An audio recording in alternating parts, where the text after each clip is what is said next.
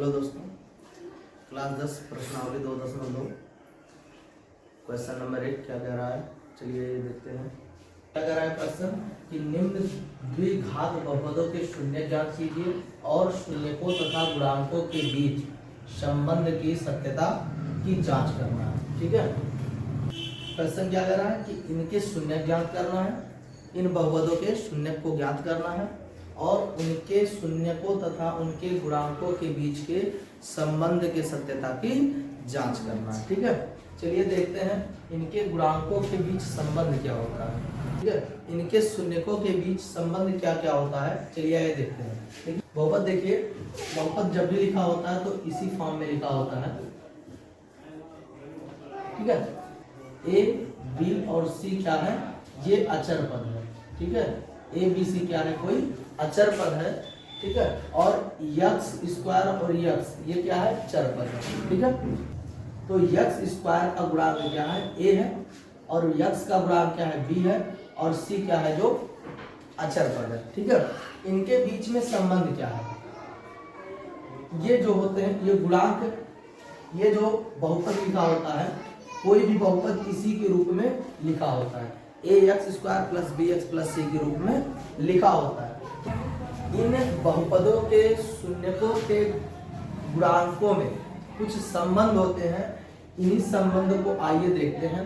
देखिए कोई बहुपद इस रूप में लिखा होता है, A X square plus B X plus C के रूप में लिखा होता है।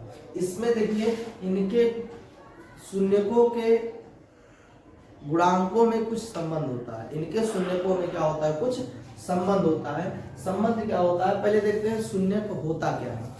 शून्य का मतलब है ये आपका एक बहुपद है। ठीक है, ये आपका क्या है, एक बहुपद है, और इस बहुपद के यक्स में, ठीक है, इस बहुपद में अगर हम यक्स के स्थान पे कोई भी संख्या रख दें, ठीक है, अगर इस बहुपद में यक्स के स्थान पे कोई भी संख्या रख दें और रखने पर ये पूरा एक बहुपद क्या हो जाए, जीरो हो जाए, तो उसी को क्या बोलते हैं, शून्यक बोलते हैं। ठीक है, कहने का मतलब है कि इस बहुपद में यक्स के स्थान पे जो भी संख्या रखोगे, अगर उस बहुपद का मान जीरो हो जाएगा तो वही उसका शून्य कहलाता है। ठीक है, मतलब किसी बहुपद में यक्स के स्थान पे रखे जाने वाली वह संख्या जिससे उस बहुपद का मान शून्य हो जाता है, वही उसका क्या कहलाता है, शून्य कहलाता है। ठीक है, तो इसमें जो भी शून्यक आएगा, इसमें कितने शून्यक होंगे, देखिए शून्यक कितने आएंगे, तो इसमें जितना इस बहुपद का घात होगा,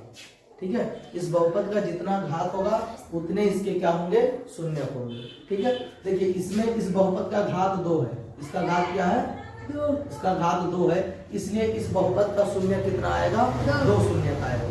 ठीक है, जितने घात होंगे उतने ही इसके शून्यक भी होंगे। ठीक, तो शून्यकों के बीच संबंध क्या होगा, समझ में आ रहा है। शून्य क्या होता है, शून्य का मतलब कि इस बहुपद में हम यक्स के स्थान पर ऐसी कौन सी संख्या रखें कि इस पूरे बहुपद का मान क्या हो जाए, जीरो हो जाए, तो वही उसका शून्य होता है। तो उन्हीं शून्यकों में संबंध होते हैं। चलिए ये देखते हैं क्या क्या संबंध होते हैं। तो यहाँ पर एक पूछता है शून्यकों का योगफल, शून्यकों का योगफल, और दूसरा पूछता है शून्यकों का गुणनफल। ठीक है, शून्यकों का योगफल और शून्यकों का गुणनफल। ठीक है, शून्यकों का योगफल क्या होता है, शून्यकों का योगफल क्या होता है, माइनस यक्स का गुणांक बटे यक्स स्क्वायर का गुणांक। शून्यकों का योगफल जो होता है माइनस में यक्स का गुणांक रहेगा और बट्टे में क्या रहेगा, यक्स स्क्वायर का गुणांक रहेगा। और शून्यकों के गुणनफल में क्या होगा, शून्यकों के गुणनफल में होगा अचर पद बटे एक्स स्क्वायर का गुणांक। जब शून्यकों के योगफल की बात करेगा, ठीक है, शून्यकों के योगफल की बात करेगा तो क्या करेंगे, माइनस में यक्स का गुणांक लिखेंगे और बटे यक्स स्क्वायर का गुणांक लिखेंगे। देखिए यहाँ पर यक्स का गुणांक और यक्स स्क्वायर का गुणांक क्या है, यहाँ पर यक्स का गुणांक और यक्स स्क्वायर का गुणांक क्या है, देखिए ये यक्स स्क्वायर है, क्या है, यक्स स्क्वायर है। यक्स स्क्वायर के साथ किस अंक का गुणा हुआ है, तो यक्स स्क्वायर के साथ ए का गुणा हुआ है। यक्स स्क्वायर के साथ किसका गुणा हुआ है, ए का। तो यक्स स्क्वायर का गुणांक क्या होगा, ए। तो यक्स स्क्वायर का गुणांक क्या होगा, गुणांक होगा ए होगा, क्या होगा, ए होगा, ठीक है। और यक्स का गुणांक बी, यक्स का गुणांक बी होगा, ठीक है। और अचर पद क्या होगा, अचर पद क्या होगा, तो अचर पद होगा सी, ठीक है। यक्स स्क्वायर का गुणांक ए होगा, यक्स का गुणांक बी होगा और अचर पद क्या होगा, सी होगा, ठीक है। तो ये आपके शून्यकों का योगफल और शून्यकों का गुणनफल में जब हम ये चीजें रखेंगे तो क्या होगा, देखिए आइए देखते हैं। देखिए शून्यकों का अगर योगफल कहेगा तो शून्यकों का योगफल क्या हो जाएगा, देखिए यक्स का गुणांक बोला है, यक्स का गुणांक, लेकिन आगे क्या लगा माइनस, तो माइनस, और यक्स का गुणांक क्या है, बी है, तो माइनस बी, ठीक है।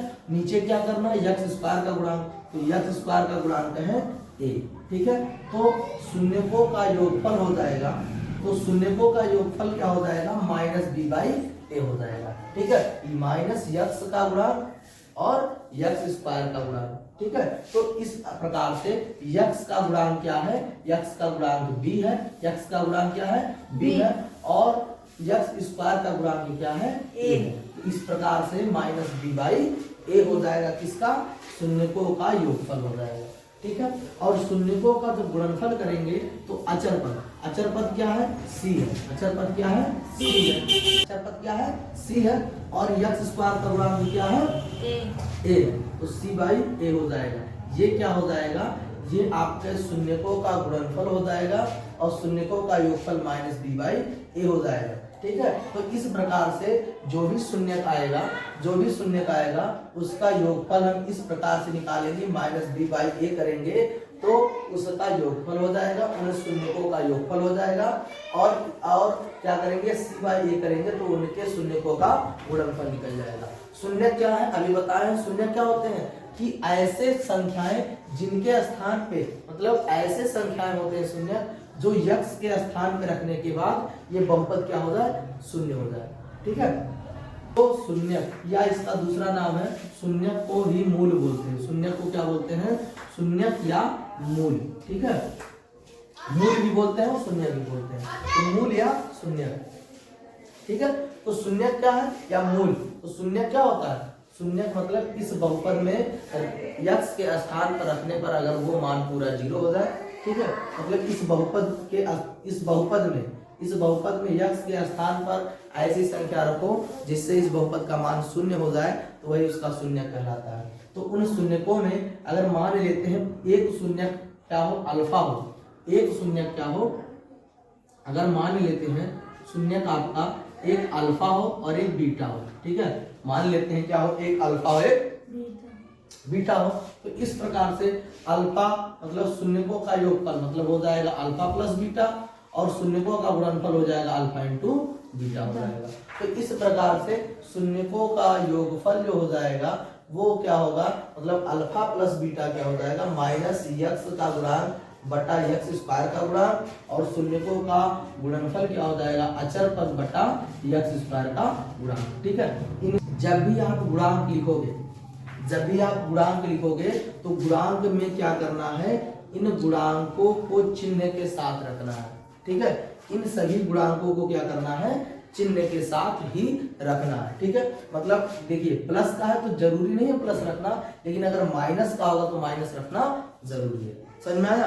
चलिए आगे देखते हैं। पहले इसको हम हल करेंगे, इनके शून्य ज्ञात करेंगे, ठीक है। इनके शून्य ज्ञात करेंगे और फिर शून्य ज्ञात करके हम उनके शून्यकों के बीच में संबंध को दिखाएंगे। समझ में आया। चलिए देखते हैं। जब भी शून्य ज्ञात करते हैं तो शून्य ज्ञात करने के कुछ तरीके हैं। एक होता है गुणनखंड विधि, ठीक है। एक हम गुणनखंड विधि से क्या करते हैं, शून्य ज्ञात करते हैं, गुणनखंड विधि होता है, ठीक है।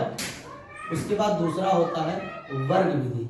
क्या होता है, वर्ग विधि। ठीक है, उसके बाद एक और होता है, इसको बोलते हैं श्रीधराचार्य सूत्र। क्या बोलते हैं? श्रीधराचार्य सूत्र बोलते हैं। ठीक है, क्या बोलते हैं इसको? श्रीधराचार्य या द्विघात सूत्र बोलते हैं। क्या बोलते हैं? द्विघात सूत्र। ठीक है, द्विघाती सूत्र या श्रीधराचार्य सूत्र। ठीक है, चलिए एक एक करके देखते हैं। पहले गुणनखंड विधि से हल करते हैं। ठीक है, जब देखिए क्या होता है गुणनखंड विधि से, पहला हम क्वेश्चन लेते हैं। पहला आपका क्या है? x square minus 2x minus 8 है। ठीक है, देखिए दो, इसमें क्या है? क्वेश्चन नंबर 1 कह रहा है x square minus 2x minus 8। इसको क्या करना है? इसके शून्यकों को ज्ञात करना है। क्या करना है? शून्यकों को ज्ञात करना है। हम गुणनखंड विधि से इसको ज्ञात करते हैं। ठीक है, तो गुणनखंड विधि से कैसे ज्ञात करते हैं, चलिए देखते हैं। इनमें देखिए ये किस रूप में लिखा है, हम बताएं कि जितने भी बहुपद होते हैं वो इस रूप में लिखे होते हैं। ठीक है, जितने भी बहुपद पाओगे आप इसके रूप में ही लिखे होते हैं। समझा? तो जब इसके रूप में है तो यहाँ पर देखिए x स्क्वायर का गुणांक जो होता है ये होता है। x स्क्वायर का गुणांक क्या होता है? a, और x का गुणांक होता है b, और c क्या होता है? अचर पद होता है, अचर पद। ठीक है, c क्या होता है? अचर पद होता है। तो हमें यहाँ क्या करना है? देखिए अगर हम ध्यान दें तो यहाँ a बराबर क्या होगा? अगर इसमें हम ढूंढें तो a बराबर क्या होगा? a बराबर क्या होगा? a बराबर का मतलब क्या है? a का मतलब क्या है? x स्क्वायर का गुणांक ही क्या होता है? x स्क्वायर का गुणांक a होता है, और x का गुणांक क्या होता है? b होता है, और c क्या होता है? अचर पद होता है। अचर पद क्या होता है? अचर पद c होता है। ठीक है, तो मतलब x स्क्वायर का गुणांक a होता है। मतलब क्या है कि a बराबर हम क्या लिखेंगे? x स्क्वायर का गुणांक। a बराबर क्या लिखेंगे? x स्क्वायर का गुणांक। तो x के साथ किसी संख्या का गुणा हुआ है, x के साथ किस, x स्क्वायर के साथ किसका गुणा हुआ है? तो यहाँ पर 1 का गुणा हुआ है। ठीक है, x स्क्वायर का गुणांक क्या है? 1 है। x स्क्वायर का गुणांक 1 है। और यहाँ पर अगर b हम लिखना चाहें तो देखें तो b का मान क्या है? तो b का मतलब x का गुणांक। किसका गुणांक? x का। तो x का गुणांक क्या है? x का गुणांक -2। हम बताए अभी ना कि चिन्हों के साथ ही क्या रखना है? गुणांकों को रखना है। ठीक है, तो यहाँ पर x का गुणांक क्या है? -2। क्या है? -2। उसके बाद अचर पद क्या है? तो अचर पद मतलब c। अचर पद क्या है? -8 है। मतलब c क्या है? -8 है। ठीक है, अब क्या करते हैं? देखिए गुणनखंड विधि से जब हल करेंगे तो गुणनखंड विधि में हम क्या करेंगे? गुणनखंड विधि में पहले हम a और c का गुणा करा लेते हैं। a और c का क्या करा लेते हैं? गुणा करा लेते हैं। ठीक है, तो a क्या है? 1 है, और c का मान क्या है? -8 है। तो जब इन दोनों का गुणा कराएंगे क्या आएगा? -8 आएगा। क्या आएगा? -8 आएगा। और का मान, ठीक है, b का मान कितना है? b बराबर क्या? -2 है। b बराबर क्या है? -2 है। ठीक, a गुणे c, मतलब पहले क्या करेंगे? a में c का गुणा कराएंगे, जो भी संख्या आएगा। उसके बाद b बराबर आपका दिया -2 है। ठीक है, अब देखो क्या करना है कि ऐसे संख्या ज्ञात करना है जिनके गुणा करने पे, जिनका गुणा क्या आ जाए? -8 आए। ऐसे दो संख्याओं को ज्ञात करना है जिनको गुणा करने पर क्या आना चाहिए? -8 आना चाहिए, और उन्हीं संख्याओं को जोड़ने पर -2 आना चाहिए। ठीक है, तो हमको क्या करना है? वही संख्या 2 निकाल लेना है। ठीक है, और उसी के आधार पर यहाँ हम फिर गुणनखंड करेंगे। ठीक है, गुणनखंड करने में आपको इतना करना पड़ेगा। तो अगर आपको संख्या नहीं पता है, ठीक है, निकाल नहीं पा रहे हो, सोच नहीं पा रहे हो, तो क्या है तरीका? देखिए a और c का गुणा करना, मतलब ये वाली संख्या, ठीक है, इस वाले संख्या का गुणनखंड कर लोगे। ठीक है, मतलब क्या करोगे कि किस किस संख्या का गुणा कराने पर 8 आएगा। जैसे देखिए 8 क्या आएगा? दो संख्याओं में, देखिए 8 दो संख्याओं के गुणा करने पर कैसे प्राप्त होगा? तो 8 का गुणनखंड जब करोगे तो 2 गुणे 4 मिलेगा। मिलेगा कि नहीं मिलेगा? ठीक है, और दूसरा क्या मिलेगा? 1 गुणे 8 मिलेगा। यही दो संख्या मिलेगा ना, या तो 2 गुणे 4 मिलेगा या तो 1 गुणे 8 मिलेगा। ये आपके 8 के क्या है, 2 गुणनखंड है, ठीक है। अब इन्हीं 2 गुणनखंडों में ध्यान देना है, इन्हीं 2 गुणनखंडों से आपका मान निकल जाएगा, ठीक है।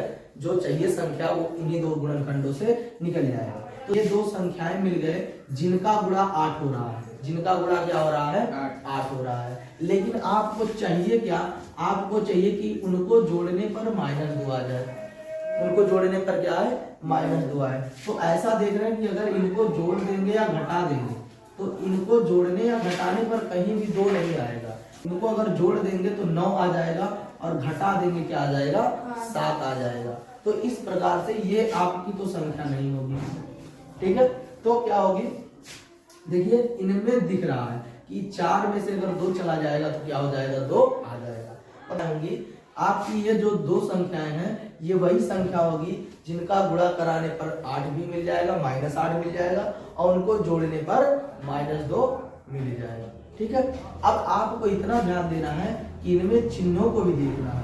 आपको संख्या प्राप्त हो गई 2 गुणे 4, क्योंकि इन दोनों का गुणा कराओगे तो 8 मिलेगा और इन दोनों को जोड़ोगे या घटाओगे तो -2 मिलेगा। तो इस प्रकार से हमको क्या मिल गई, 2 संख्याएं मिल गई, 2 और 4 मिल गया। क्या मिल गया, 2 और 4 मिल गया, ठीक है।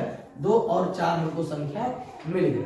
अब इन 2 और 4 को इस प्रकार से लिखेंगे कि उनका गुणा -8 आए और उनका जोड़ना क्या हो, -2। तो अगर हम क्या करेंगे, हमको माइनस लाना है, देखिए चिन्ह का भी ध्यान रखना है, ठीक है। चिन्ह भी हमको ध्यान में रखना है। तो गुणा कराने पर -8 आए, तो अगर हम इन दोनों में से किसी एक को माइनस करेंगे तभी तो उनका गुणा माइनस में आएगा। अगर 2 संख्याओं में, ठीक है, जैसे देखिए -2 और गुणे -4 अगर कर देंगे, दोनों संख्याएं माइनस में कर देंगे तो इनका गुणा कराएंगे तो वो प्लस में आएगा। किस में आएगा, प्लस में, क्योंकि 2 माइनस का गुणा क्या होता है, प्लस होता है। 2 माइनसों का गुणा क्या होता है, प्लस होता है। तो इसलिए हमको क्या करना पड़ेगा कि एक ही के साथ हमको माइनस रखना पड़ेगा, ठीक है।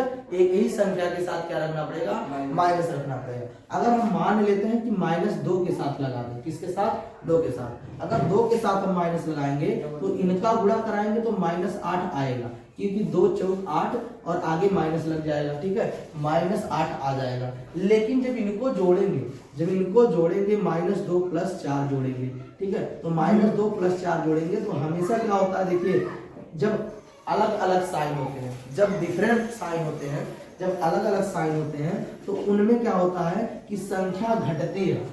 जब डिफरेंट साइन होगा,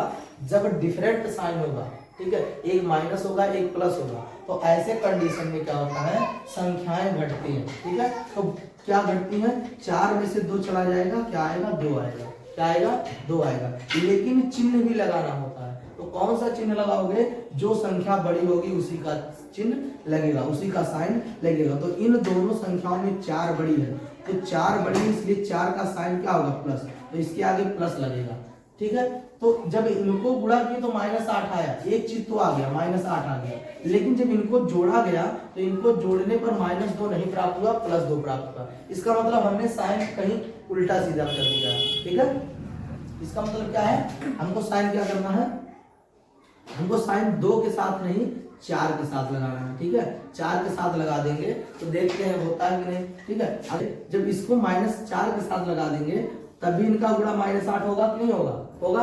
और इनको जब जोड़ेंगे तो -4 और +2, जब इनको जोड़ेंगे तो -4 + 2, ठीक है। देखिए इनमें भी माइनस और प्लस है, तो जब चिन्ह क्या होगा, जब साइन अलग अलग होते हैं, जब साइन डिफरेंट साइन होते हैं तो उनमें घटते हैं। तो 4 में से 2 जाएगा, 2 आएगा और बड़ा नंबर जो होगा उसी का साइन लगेगा। तो बड़ा नंबर 4 है तो 4 का साइन क्या है, माइनस है। तो इस प्रकार देखिए इनको जोड़ने पर -2 आया और गुणा करने पर -8 आया, ठीक है। तो इस प्रकार से हमें जो चाहिए था वो संख्या मिल गया, मतलब जोड़ने पर -2 आ रहा है और गुणा करने पर -8 आ रहा है। तो हमें वो संख्या मिल गया, क्या मिल गया, 2 और -4, ठीक है, मतलब +2 और -4, ये 2 संख्याएं प्राप्त हो गई। अब इन्हीं दोनों संख्याओं को क्या करना है, b के स्थान पर रख देना है, मतलब इस वाले स्थान पर, x के गुणांक वाले स्थान पर क्या करना है, इस -2x को इन्हीं दोनों संख्याओं पे रख देना है, ठीक है। -2x, ठीक है, जो -2x दिया है इनको तोड़ करके हम क्या करेंगे, इतना लिख देंगे, ठीक है। तो क्या करेंगे देखिए आगे, x² माइनस, अब इनमें क्या करेंगे देखिए, जो ये दो संख्याएं मिले हैं, ये जो दो संख्याएं मिले हैं इन्हीं के साथ हम क्या करेंगे, यक्स यक्स रख लेंगे। क्यों? क्योंकि हम इसको b के स्थान पे लिखने वाले हैं। किसके स्थान पर? b के स्थान पर। और b हमारा क्या है? b हमारा -2x है। b क्या है? -2x है। तो मतलब क्या है कि हम इसको b के ही रूप में लिखना है। हमें क्या करना है, इसको b के रूप में ही लिखना है। ये हम b का मान ही लिख रहे हैं, कोई और चीज नहीं कर रहे हैं, बस हम b को थोड़ा सा तोड़ कर लिख रहे हैं, ठीक है। b को क्या कर रहे हैं, तोड़ कर लिख रहे हैं, ठीक है।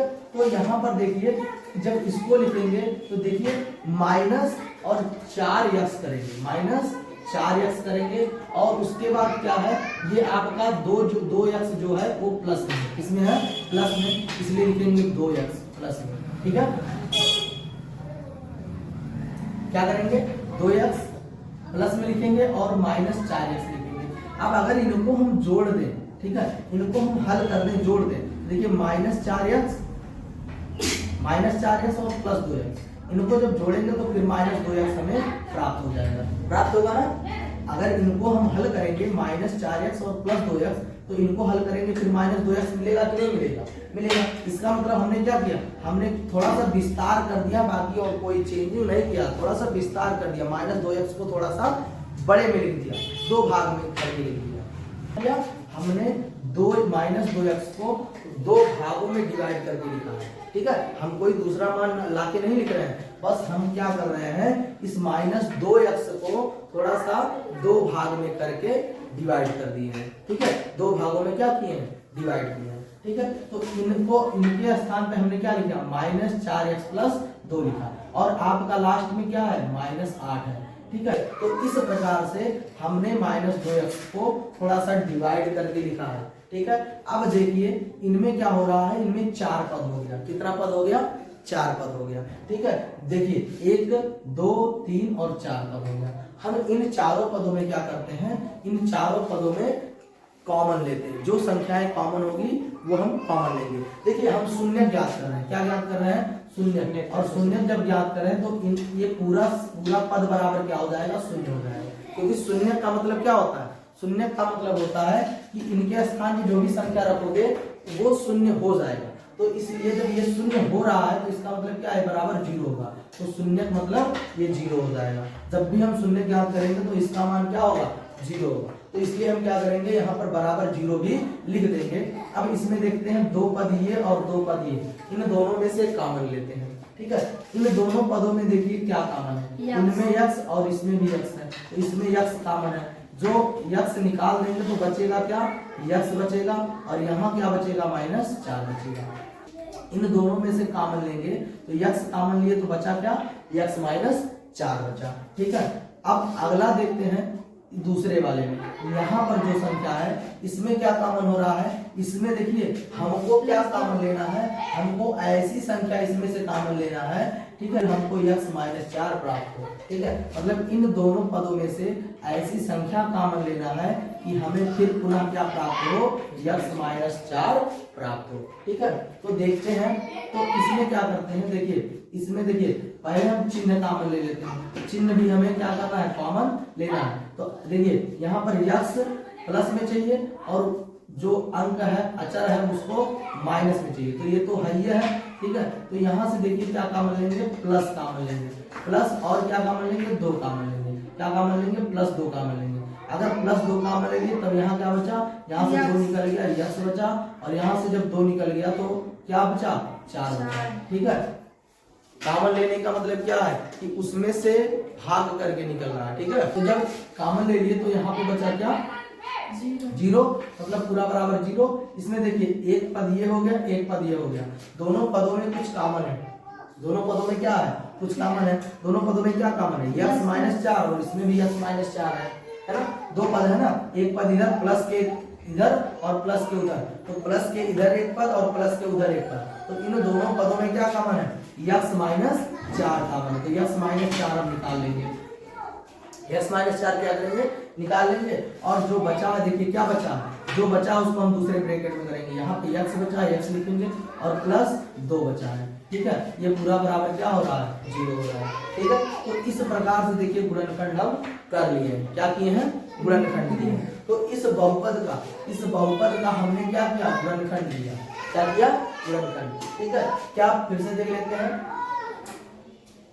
देखिए क्या किए हम देखिए a और c का, ठीक है, a और c का हम गुणा करा दिए हैं, ठीक है। तो a और c का गुणा कराए, जो संख्या प्राप्त हुआ है उससे हम गुणनखंड निकाले हैं, ठीक है। a और c का हम गुणा करा दिए हैं और a और c का गुणा कराने के बाद हम क्या किए हैं कि इससे हम संख्या प्राप्त किए, वो दो संख्याएं जिनके गुणा क्या हो रहे हैं, जिनको गुणा कराने पर 8 प्राप्त हो रहा है, हम उन्हीं को जोड़ने पर क्या हो रहा है, -2 आ रहा है। तो संख्या के साथ x रख करके हम इस वाले संख्या पर रख देंगे, -2x के स्थान पर रख देंगे। और जब रखेंगे तो यहाँ पर इसमें क्या हो जाएगा, इसको जब विस्तार करेंगे मतलब 2 पदों में लिखेंगे तो यहाँ टोटल कितना हो जाएगा, 4 पद हो जाएगा। कितना पद हो जाएगा, 4 पद। तो इनमें से 2 पद और 2 पद अलग अलग करके हम क्या कर लेते हैं, कॉमन ले लेते हैं। और जब कॉमन लेंगे तो लास्ट में क्या हो जाएगा कि 2 पद यहाँ पर बचेगा और उनमें से कॉमन लेकर के किस प्रकार से गुणनखंड कर देंगे, ठीक है। अब इन गुणनखंड के आधार पर हमें शून्य ज्ञात करना है। क्या ज्ञात करना है, शून्य ज्ञात करना है, ठीक है। अब इनमें शून्य कैसे ज्ञात करेंगे, देखिए इनमें शून्य कैसे ज्ञात होगा। तो इनमें शून्य ज्ञात करने के लिए हमको क्या करना पड़ेगा, एक पद रोकना पड़ेगा, दूसरे पद को भेज देना पड़ेगा, ठीक है। हम क्या करेंगे, इसका शून्य, अब शून्य यहीं से ज्ञात होगा। देखिए जब गुणनखंड कर लोगे तभी से शून्य ज्ञात होगा, ठीक है। तो शून्य ज्ञात करने के लिए क्या करना पड़ेगा कि एक पद रोकोगे, दूसरे पद को क्या करोगे, पक्षांतर करोगे। तो x-4 हमने रोक लिया, x-4 हमने रोक लिया और दूसरे को क्या किया, पक्षांतर, क्योंकि यहाँ पे क्या हो रहा है, गुणा हो रहा है, ठीक है। ब्रैकेट में का मतलब क्या है, गुणा, ठीक है। ब्रैकेट का मतलब गुणा हो रहा है। तो जब इधर एक x-4 रख लिया तो इधर वाली संख्या उधर भेज देंगे, तो इधर आएगा तो 0 के साथ क्या करेगा, भाग करेगा, ठीक है। क्या होगा, 0/x + 2 हो जाएगा। यही तो होगा, 0/x + 2 होगा। तो इसका मान क्या हो जाएगा, इसका मान 0 आएगा, है ना। किसी भी संख्या का अगर 0 का बटा कुछ भी कर दोगे तो उसका मान क्या आएगा, 0 ही आएगा, ठीक है। 0 का बटा कुछ भी करोगे उसका मान क्या आएगा, 0 आएगा। तो इस प्रकार से जब इधर ले जाओगे तो पूरा टोटल क्या हो जाएगा, 0 हो जाएगा ना। तो यहाँ पर क्या हो जाएगा, तो x का मान क्या हो जाएगा, -4 इधर है तो उधर जाएगा, +4 हो जाएगा। तो x का मान क्या आ गया, +4 आ गया, ठीक है। x का मान क्या आया, तो x इतना पूरा टोटल बराबर क्या हुआ, 0 होगा। तो इधर -4 उधर जाएगा, +4 होगा। तो x बराबर आ गया 4। कितना आया, x बराबर 4 आया। इस प्रकार से अभी देखिए एक शून्य क्या हुआ, हम बताए थे कितने शून्य प्राप्त होंगे, 2 शून्य प्राप्त होंगे। कितने शून्य, 2 शून्य, मतलब x का 2 मान प्राप्त होगा, ठीक है। तो एक तो प्राप्त हो गया x का मान क्या निकला, 4। तो दूसरा क्या प्राप्त होगा, तो दूसरा प्राप्त होगा, देखिए अभी हम इसको रोक करके इसको पक्षांतर किए, अब इसको रोकेंगे और इसको पक्षांतर करेंगे। तो x + 2 को रोकेंगे, इसको रोकेंगे, x + 2 को रोकेंगे और x-4 को पक्षांतर करेंगे, ठीक है। तो x-4 को पक्षांतर करेंगे तो इधर जाएगा, टोटल पूरा क्या हो जाएगा, 0 हो जाएगा, ठीक है। इधर +2 है उधर जाएगा -2 होगा, तो x बराबर आ जाएगा -2।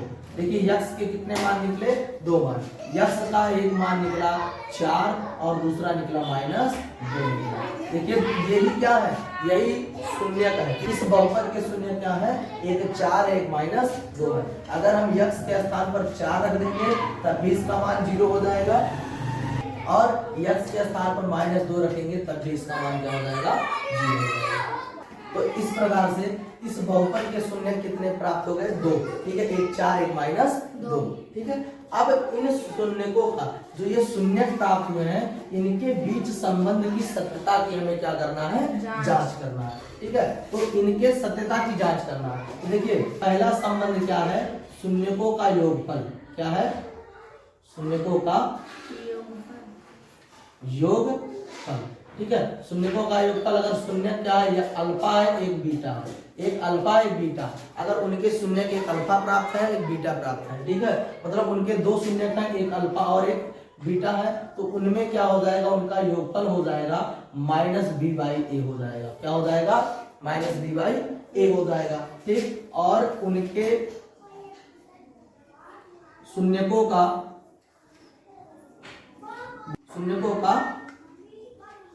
गुणनफल। ठीक है, तो शून्यकों का गुणनफल क्या होता है, शून्यकों का गुणनफल अल्फा इंटू बीटा अगर करेंगे तो क्या हो जाएगा, सी बाई ए होगा। क्या होगा, सी बाई ए होगा। ठीक है, तो चलिए देखते हैं शून्यकों का योगफल। शून्य क्या प्राप्त है, अल्फा बीटा क्या है, एक मान लीजिए ये अल्फा ये बीटा है, तो 4 है, 4 और प्लस, ठीक है, और 4 और प्लस बीटा का मान क्या है, -2 है। ठीक है, तो -2। ठीक है, इस प्रकार से ये शून्यकों का योगफल हो गया। क्या हो गया, शून्यकों का योगफल मतलब 4 और -2 का योगफल हो गया। ठीक है, तो इसका हम इसके आधार पर देखते हैं ना, माइनस बी बाई ए के आधार पर, तो माइनस बी माइनस और बी का मान क्या है, बी का मान देखिए -2 है। क्या है, बी का मान -2 है। ठीक है, देखिए ये जो माइनस है, ये तो हम माइनस जो है सूत्र के आधार पर करेंगे, ये माइनस क्या करेंगे, सूत्र के आधार पर। और बी का मान क्या है, बी का मान भी माइनस में है, बी का मान क्या है, माइनस में है, तो इसलिए -2 यहाँ पर रखेंगे। क्या करेंगे, -2 रखेंगे, और बटे में ए का मान। ठीक है, ए के स्थान पे क्या है, ए का मान क्या है, 1 है, ए का मान क्या है, 1 है। तो यहाँ पर जब हम इसको जोड़ेंगे तो 4 और एक प्लस माइनस का गुणा हो जाएगा माइनस। ठीक है, प्लस और माइनस का गुणा क्या हो जाएगा, माइनस होगा, और यहाँ हो जाएगा 2। ठीक है, इधर क्या हो जाएगा, माइनस माइनस का गुणा होता है प्लस, माइनस माइनस का गुणा होता है प्लस, और यहाँ हो जाएगा 2। ठीक है, तो 2/1, और यहाँ से जब इसको घटाएंगे आ जाएगा 2, 4 में से 2 गया 2, और इधर भी क्या आ जाएगा 2/1 का मान क्या होता है, 2 होता है। तो इस प्रकार से देखिए दोनों में क्या हो गए, इनके शून्यकों का योगफल जो हो गया, तो शून्यकों का योगफल इसके आधार पर, मतलब जो शून्यक हम जोड़े हैं और उसके सूत्र के आधार पर जो निकाले हैं वो दोनों बराबर हो गए। तो लिखेंगे LHS बराबर RHS, मतलब दोनों क्या है, राइट हैंड साइड और लेफ्ट हैंड साइड दोनों क्या है, इक्वल। ठीक है, मतलब शून्यकों का योगफल सही साबित हो गया, सही सिद्ध हो गया। ठीक है, शून्यकों का गुणनफल ज्ञात करेंगे। शून्यकों का गुणनफल क्या होता है, अल्फा इंटू बीटा, तो अल्फा 1 है, 1 बीटा है। ठीक है, तो इनका गुणा कराएंगे 4 गुणे -2, इनका जब गुणा कराएंगे 4 गुणे -2। ठीक है, और इसका हम इसके आधार पर रखेंगे तो सी बराबर क्या है, -8, सी बराबर क्या है, -8। ठीक है, और ए बराबर क्या है, 1। ठीक है, तो इनका जब गुणा कराएंगे तो 4 गुना 8 आएगा, माइनस है, -8 हो गया, और इधर करेंगे तो -8/1 बराबर क्या होता है, -8 होता है। तो देखिए इसके आधार पर शून्यकों का जब गुणनफल कराए तब भी क्या है, -8, इधर भी और c/1 के आधार पर रखे हैं तब भी यहाँ माइनस लिखा है। ठीक है, तो LHS बराबर RHS, ये भी आ गया, सही हो गया। ठीक है, तो इस प्रकार से हम कहेंगे कि इनके शून्यकों तथा गुणांकों के बीच जो संबंध है वो हम क्या हुआ, सही साबित हुआ। ठीक है, तो क्या हो जाएगा कि सत्यता की जांच में यही सिद्ध हो जाएगा कि ये दोनों क्या है, सही है। ठीक है, इनके शून्यकों का योगफल और शून्यकों का गुणनफल सही आया। ठीक है, क्या हुआ, प्रूव्ड हो गया। ठीक, क्या हुआ, प्रूव्ड हो गया। ठीक, तो इस प्रकार से शून्यकों का गुणनफल c/a, शून्यकों का योगफल -b/a हो जाएगा। ठीक है, और इस प्रकार से रख करके हम शून्य का योगफल और शून्य का गुणनफल ज्ञात कर लेंगे। समझ में आया।